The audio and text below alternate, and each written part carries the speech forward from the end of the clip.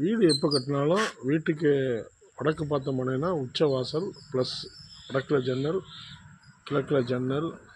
இந்த இடத்த எப்படி பிரிக்கணும்னு பாருங்கள். அப்புறம் அட்டகாசமாக கிழக்கில் ஜன்னல். இப்போ இது காமன் டாய்லெட்டு. படி போடல, எப்பயுமே செயின் லிங்க் படி தான் போடணும். இந்த செயின் லிங்க் படி தான் அட்டகாசமாக வேலை பார்க்கும். நிச்சயமாக வீடு பார்க்க ரொம்ப சூப்பராக இருக்கும்.